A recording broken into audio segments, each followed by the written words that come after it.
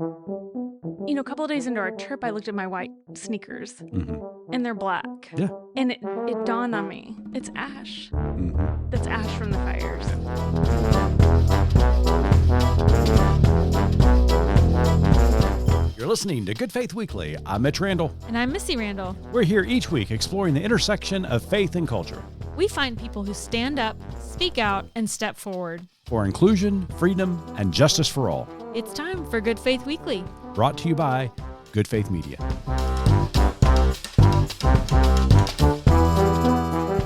Welcome to Good Faith Weekly. This is going to be a little different episode this week. Missy and I got stuck out in California, and we've got some stories to share with you. It's also inauguration week. We're going to talk a little bit about the inauguration of President Donald Trump, as well as the sermon heard around the world. It's going to be a good pod, so stay tuned.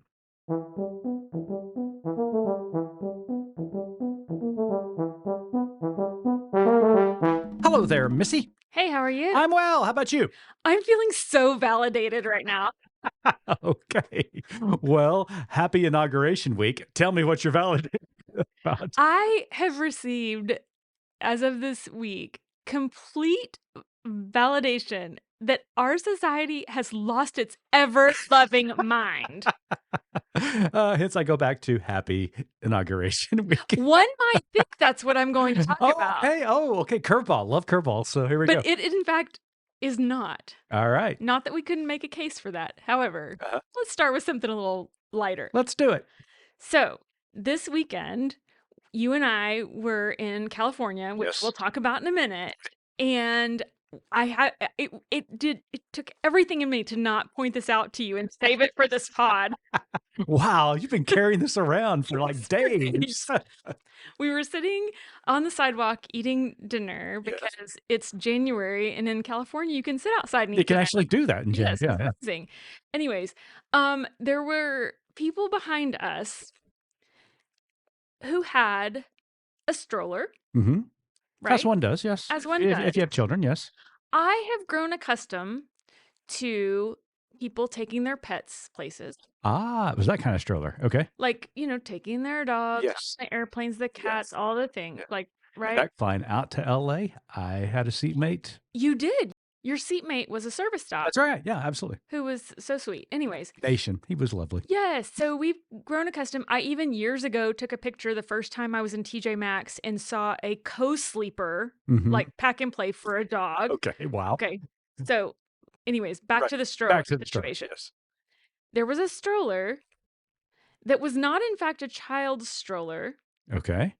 It was a dog stroller, Dog stroller. which again, I've seen those. we've seen these, Yes. right? Yes.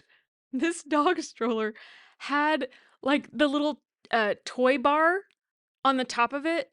Like you have for your newborn baby, like with the Yes. spinny thing Yes. Yes. to like distract it or Uh-huh. like distract or not just entertain the child. So, right? Yeah, I got it. Stimulate their mental development. Yeah, yeah. Okay. I got it all. Yeah. Okay. The dog stroller had a little toy bar, Yeah. like the spinny thing. Working on the dog development, obviously. It just was like, I can't believe I just am blown away. We have lost our minds. Like, I am all for pets and loving God's creation. And like, I love seeing animals out in the wild, and it just brings a certain level of comfort and I companionship. remember the last time I was out in the woods and saw Did you see the little mama bear Little and the mama baby bear, bear with yeah. the busy box I thing, did. stroller? Yes. I mean, in their natural habitat. So, it's Oh. been a little bit of a week of absurdity. It has been a little bit of a week. Yes. But yes, so we were out in Los Angeles seeing one of our wonderful children, as well as we got to sit down with a pastor out there in Pasadena, where he and his congregation are victims of the wildfires out in Los Angeles County. I got to sit down and interview Reverend John J. Alvaro at First Baptist Church, Pasadena. You can check out that interview on goodfaithmedia.org and all across all of our socials. So great time out in California, but we're back. We are. And so, thanks to the curse that is known as the Randall curse of flying, our plane, after we left the gate twice Yes. to take off and come back home, um, had to go back to the gate because of mechanical issues. Our flight was canceled. La la la la. And we ended up having to postpone our interview that was scheduled for this week. We did. Oh, It's just you and me. it's just you and me today. Oh, boy. So, dear listeners, react accordingly. So, as my dear sister in law would say, this is her favorite show.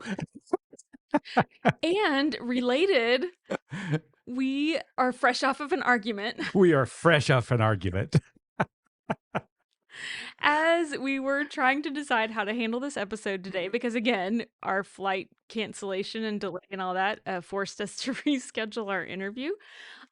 We were trying to talk about how do we fill this space Yeah. in this particular week. Yeah. And it's difficult to figure out what to say, what we can add to a conversation, and how to move forward. Mm-hmm. Well, here we are, Missy. 3 days into this, or a week into that, once this pod drops, this past Monday, the country inaugurated our 47th president, who is our former president as well, Donald Trump. And so now we are now living in the second Trump presidency. Mm-hmm. And so, as you can imagine what all of that might mean, it all came to fruition beginning this last Monday. It's the sequel we never really asked for. It really is. Yes. So we were trying to decide, as so many Yeah. media outlets, thinkers, people we look to are trying to decide, how do you address this? Do you, talk about every little thing that happens? And I think the answer is generally no. Sure. I mean, we shouldn't. But at the same time, there are things happening that we do need to address. And as people of faith, we need to be mindful of. Mm-hmm. And so I feel like we need to talk about a couple of things that have happened this week. Okay. So yeah, as we've watched the events of the week unfold and have seen this peaceful transition of power, I might add, that we've had, we're all taking it in. We're all trying to figure out how to make sense of what is to come and what has been happening so far. And so I hope that we're able to be part of a conversation and help our listeners to know that we're all trying to process, we're all trying to make sense of things and figure out a way to move forward. Yeah. Maybe find some hope. I don't know. Sure. There's a few things I'd like to point out as far as the inauguration itself is concerned, and then maybe address about how Good Faith Media moving forward is going to enter into this second Trump presidency and what we're going to prioritize. But first, let's talk about the inauguration itself. And there are several key moments, for me at least, lots of key moments in there, but a couple of things I want to talk about. I did not watch. Well, I did. The first is this, and it happened prior to the inauguration, and it happened on Saturday Night Live. Lauren Michaels, who has been the longtime producer and director of SNL, invited the comedian Dave Chappelle to do the opening monologue and host this week. Mm-hmm. He wanted Chappelle to do it because Chappelle was the first host after January 6, 2021, and came on and talked about everything that transpired then. Well, he wanted to have him on again. And so Chappelle agreed to come on. It happened prior to the inauguration. But in his opening monologue, Chappelle does really a nice job kind of talking about and laying the foundation for every American's hope that every American should be prosperous and be successful. And we're all rooting for that very fact. But he also took a moment of personal privilege, and he talked about kind of the parallel between saying goodbye to former President Jimmy Carter for the last 2 weeks, and then also enter President Trump this week. Mm-hmm. And I want to really focus in on Carter more than anything, because he told this story about when President Carter was over in the Middle East. Chappelle happened to be over there as well. And the former president had a book release, and it was called Palestine, Peace, Not Apartheid. Well, Carter wanted to go over to Palestinian territories to visit and meet with the people. Israel did not want him to do that. In fact, told him that they could not provide security for him. Mhm. But Carter, being Carter, Mhm. obviously went, interacted with all the Palestinians over there, talked to them. And Chappelle said this, and this is why I tell this story, because I just think it's so profound. Chappelle said this: I don't know what a good president is, but I do know what a great human is. And Jimmy Carter is a great human being. Mm. And that really resonated with me. So the second thing I want to talk about is the sermon at the National Cathedral that was given by the Episcopal Bishop of D.C., Marianne Edgar Buddy. I want to coin this, if nobody has done it yet, as the sermon heard round the world. Because Yes. if you have not heard about this yet, you are living under a rock. Because even me living under the covers heard about this. Yeah. So Trump, his entire family, a lot of his administration attended this service at the National Cathedral, and the Bishop Edgar Buddy was there. She delivered a beautiful sermon, but at the end, she turned to Trump and addressed him personally, and it got really uncomfortable for a moment. Not for her, but for everybody else in the cathedral. It was pretty ballsy. Wait, can I say that on this pod? It was pretty ballsy, but it was so good. And here's the thing about it. She did it in kindness, and it wasn't confrontational. It was basically saying, Mr. President, lots of people have voted for you and are looking for you, but some didn't. And there are people in this country who are frightened. And she simply just asked him to show mercy to two groups of people: one, immigrants, and two, people from the LGBTQ community. And it was really heartfelt and genuine. And I don't think, denounced the president or, wasn't rude about it. And so I thought she did a really nice job. Well, as you can imagine, the MAGA right went crazy. And so. Yeah, aside from that, Yeah. I think her words are important for all of us. Right. I think that it's real easy to sit in that congregation and think those words are meant for somebody else. Yeah. But at the end of the day, her words were meant for all of us. Right. And I think we all are guilty of othering and forgetting humanity Yeah. of people around us. And so I thought what she said was so powerful and so spot on for all of us as we move forward in the next 4 years, in our lifetime. I agree 100%. And there's one really quick other little thing that happened as the inauguration was coming to a close that I want to mention. Mm-hmm. Because anytime I see a young person do something really incredible, I want to highlight that. And I really want to highlight what Barron Trump did on his way out to the Rotunda. He walked over and shook President Biden's hand and Vice President Harris's hand. Don't know what he said. He said something to them, and they responded in kind. But you could tell it was kind of a genuine moment. A young man realizing, who's grown up, incredible privilege, in a world that none of us really realizes, but actually took an effort to go over and shake the hand of Biden and Harris. I thought that was really cool. Yeah, that sounds beautiful. Like I said, I didn't see it. But no, I did hear about it. And that is incredible. But, like we've said many times, our kids, that age group and generation is just incredible. They are incredible human beings. And it's not fair to rest the hope of the future all on them. Yeah. But I do have hope because of them. No, I agree. We are going to be talking about the presidency from time to time on this show at Good Faith Media. And I think about the individual who holds the office now. And we have leveled a lot of criticism against Trump, and I think rightly so, because of the stances that we take as an organization. But one of the things that really resonates to me is the character of the people who have held that office, and starting with Carter. And as we watched the inauguration, or at least as I watched the inauguration. We were on West Coast time. It was real early in the morning. It was really early. You're right. It really was. So, as I watched the inauguration unfold, there was a moment right before Trump took the oath of office by not placing his hand on the Bible. That's another story. Wait, can I insert an appropriate joke about this administration being a lot about where you put your hands?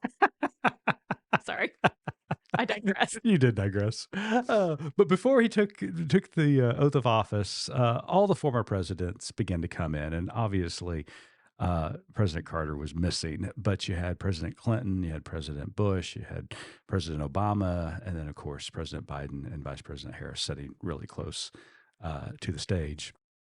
And it was just a remarkable moment. And as I saw everything unfolding, and as much as I disagree with Trump and abhor some of his policies and really have some issues with just him as an individual, I just couldn't help but feel Carter's presence and think to myself,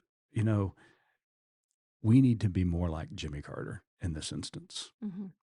And he faced some really difficult challenges. Admittedly, he made some mistakes along the way, but he always learned from them, and he always was willing to do better, to better himself, and more importantly, to better communities around him. Mm-hmm. And so I took that away. And so Chappelle helped me realize that and kind of laid the groundwork for me to watch the inauguration and to take it in an appropriate way. I mean, I'll admit, like, the inauguration over my lifetime is not something I've taken time to necessarily watch. I mean, I've either been in school or working. Sure. You're just doing other things. But the times where I have watched, it's always kind of an awe-inspiring experience of seeing how we as a nation do typically come together in that moment to say we understand this moment transcends the party. It transcends, any one person. This is about our country and what we want as a nation moving forward. Yeah. And I think, personally, it's hard to reconcile what this administration wants, versus what I think. Well, So it's the inaugural address itself, and you're sitting there looking at all these different presidents. The inauguration address itself is supposed to be one of unifying the country. Now, it doesn't mean we're all going to agree, but it's supposed to, have some grandeur to it, and supposed to something of hope, something of optimism. Yeah, I know you basically saying, I know all of you didn't vote for me, but we're all Americans, and we're going to move forward as Americans. We're ultimately going to work together for the betterment. I mean, it is idealistic. I get it. Yeah. But at the same time, kind of we're all out there looking to make sure we're all secure and have I'll give you one guess how long that lasted, Missy. I do. Needless to say, Trump started... Not as long as this podcast is my guess. Trump started being Trump pretty quickly, even in his address to the country, and started talking about all the policies and executive orders that he was about to sign immediately. And he did. Went to the arena where the Washington Capitals play, and in front of all of his throngs of supporters, began signing executive order after executive order. Well, I can say this. It made for great theater. It did make for great theater. I mean, that's what it's all about. Yeah. Okay, so enough about that. Okay. Enough about the inauguration. Yeah. I think at this point, I'm going to spring something on you. All right. Because like I alluded to You know earlier, how much I love that. Yes. As we argued before we went We had a live, direct conversation. you guys, if our marriage survives this podcast, it'll be nothing short of a miracle. But yes, as we had a discussion about how to move forward, how to especially do an episode without a guest, and what we can say to add to the conversation, I just started thinking, what should we do in this moment? Because we've got, for better or worse, 4 years of an administration, no matter who that is, in which we are, as an organization, we seek to provide reflection and resources at the intersection of faith and culture. So we're looking at faith and culture. We're looking at how to interpret events, how to move forward, blah, blah, blah, blah. Yeah. That's in the mission statement. Yes. Blah, blah, blah. Blah, blah, blah. And I thought, you know what? I pretty famously am someone who does not hold on to hope. No, I think that's a fair statement. It's not my thing. Yeah, and that's your spiritual gift. And that was one of the points of contention in our conversation. Right. Is you talked about ways to provide hope, and I'm like, there is none. Anyways, so what can I add to the conversation? And I thought, what, two things. One thing is I do have joy. Okay. It's always in the past tense. Like once I've had joy, like I can recognize it. Not so much hope for the future. So life is going to get a bit better for me as your ex-husband and not your husband. Yes. But you tend to have hope going forward. I do. You're right. Yeah. Not that you don't have joy, but Sure. okay, joy and hope. This is what we're going to attempt to do going forward in this podcast. Okay. We're going to have some joy. I will have a moment of joy. You will have a moment of hope. Okay. Great. Right? What's your moment of joy? Okay. So I just was thinking about our last weekend. As we mentioned, we were in Yeah. California and we went to see our son, Mm-hmm. who, for a couple of reasons. One, he had an improv show, which was incredibly funny. Well, of course. Have I told y'all we have the most talented, funny kid ever? Anyways, and we spent the weekend out there and got and even a bonus day because of mechanical issues. Right.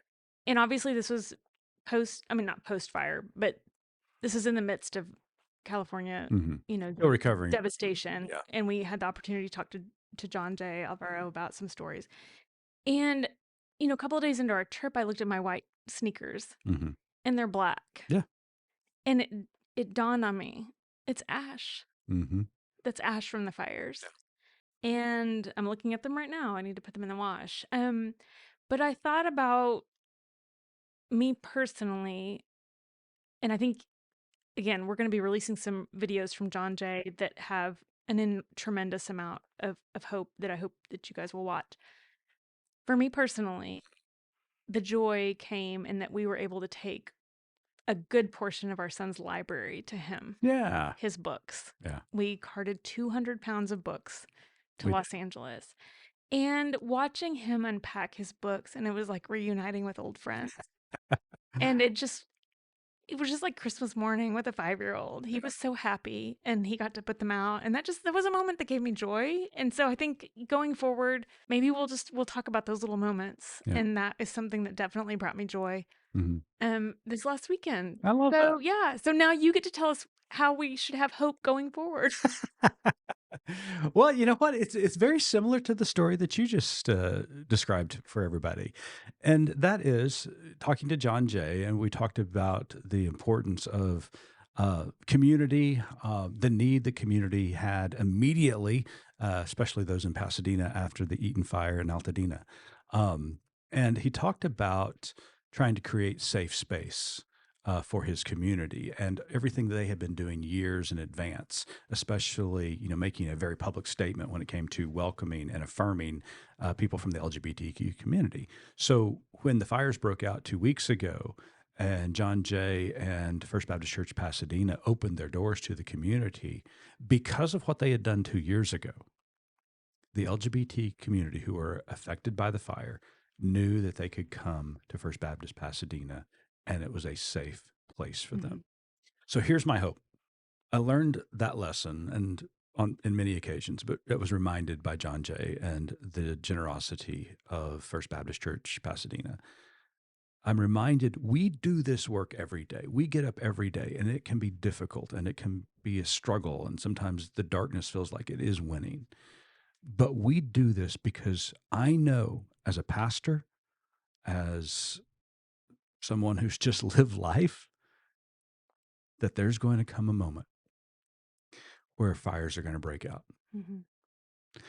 And because of the hard work we're doing now, the hard conversations that we're having now, the issues that we're addressing, the counter to some of the craziness that we're seeing unfold just this week, all of that work is going to come to fruition and be extremely important when those fires break out, and they are coming.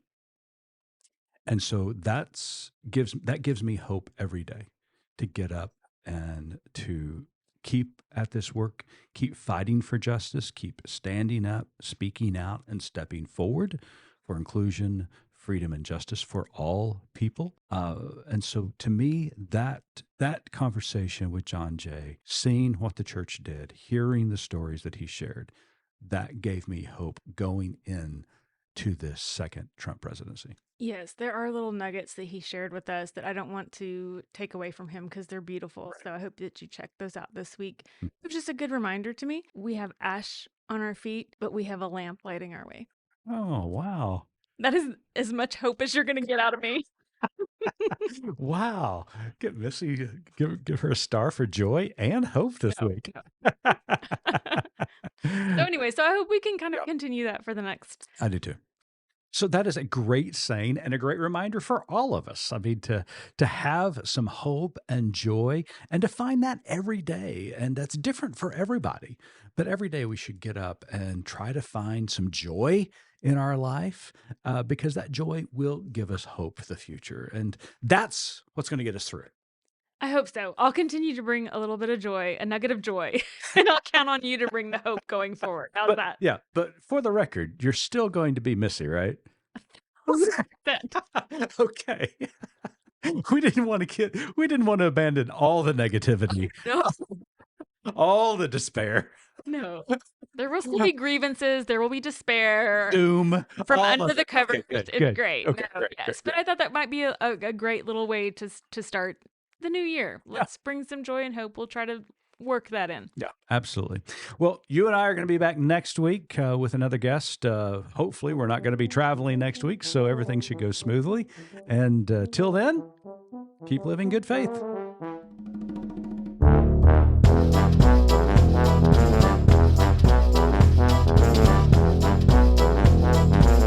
You've been listening to Good Faith Weekly, hosted by Mitch and Missy Randall. This weekly podcast from Good Faith Media discusses matters of faith and culture. Subscribe wherever you get your podcast and give us a like and a glowing review. We produce the podcast out of Norman, Oklahoma. Our music comes from Pond 5. And we're supported by listeners like you. Learn more about us at goodfaithmedia.org.